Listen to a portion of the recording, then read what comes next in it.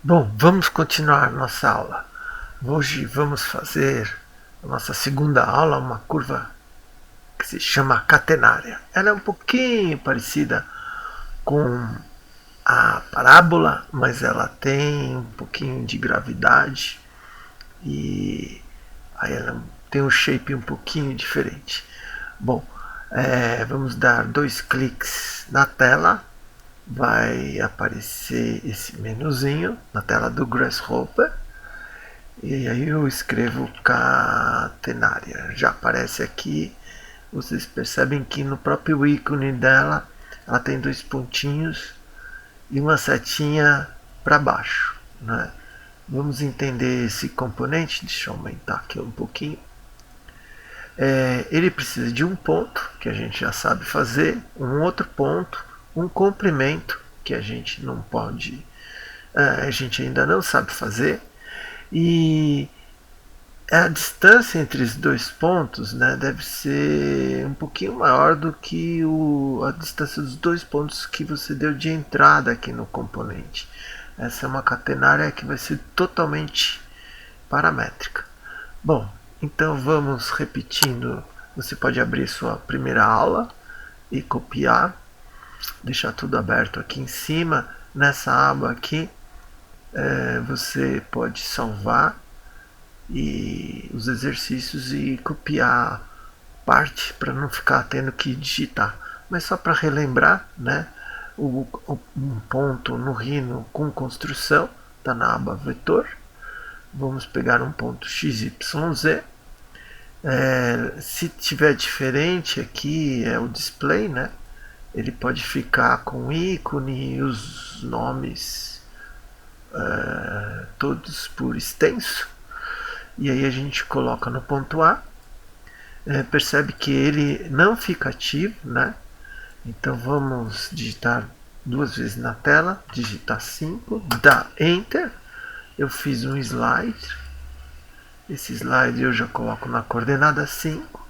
Observa que meu ponto movimentou e vou deixar o slider de 0 a 10, né? Isso foi feito na aula passada. A gente fez uma reta com 2 pontos. Agora essa reta é entre elementos novos, né? Então, se você já tem o seu arquivo antigo aberto, você dá um Ctrl C, um Ctrl V, duplica o ponto e vamos colocar aqui. Eu vou deixar um ponto 0 e um ponto 1, né? Só que eu vou tirar da coordenada Y. Para tirar, eu clico na tecla Ctrl e faço o caminho contrário, né? Então aqui se eu tirar, eu não vou para lugar nenhum, né? Então vou deixar só em X, né? Opa, só em X. Eu quero que ela seja só no eixo X. Ops, pronto. Então aqui está a minha catenária, um ponto em 0 e um ponto em 10. Então aqui o comprimento precisa ser um pouquinho maior do que 0 e 10, né? Nessa entrada aqui. Como é que eu sei disso? Porque se eu deixar o cursor aqui em cima, ele me avisa, né? E aqui a gravidade, né? Observa que ele tem um Z negativo, né? Então eu vou pegar um ponto aqui, Ctrl C, Ctrl Z, vou colocar em Z e vou mudar o nosso slider, né? Eu vou deletar o slider, fazer de um outro jeito. Eu vou digitar menos 10, ops, 10 menor. Vou digitar o menor, esqueci, mudei de teclado. Tá aqui embaixo. De 10. Então, não, vamos assim, menos 1 e 1. Aqui não tem muito valor, não precisa ser um número tão grande. Então aqui é positivo ou negativo. Eu vou colocar em Z. E aí eu vou colocar em gravidade, né? Observa que ainda não fez a curva. Agora eu vou colocar avaliar, né? A distância entre os 2 pontos pode ser com o componente de distância, é o dist, né? É uma reguinha. O ícone dele é essa reguinha. Eu tenho o ponto A e o ponto B. Se eu colocar a distância aqui, ele já fica ativo. Porém, ficou viaduto de político. Não leva a nada, coisa nenhuma.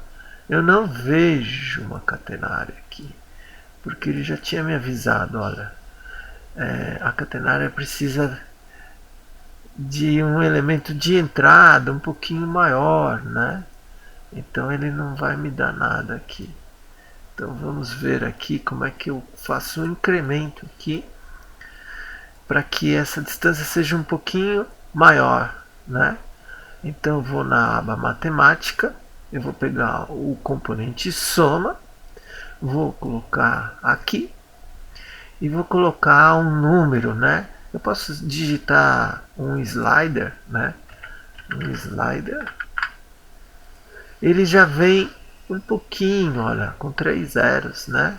Se eu colocar aqui e colocar no comprimento, ele ficou um pouquinho maior que a distância, né? Se eu quiser saber a distância dos meus pontos, eu arrastei o painel aqui nos inputs e coloquei aqui é 10. Eu sei que é 10, porque está 0 e 10, uma retinha. Então, se eu colocar aqui, ele vai somar, ó. Esse número somou aqui com 3 casas.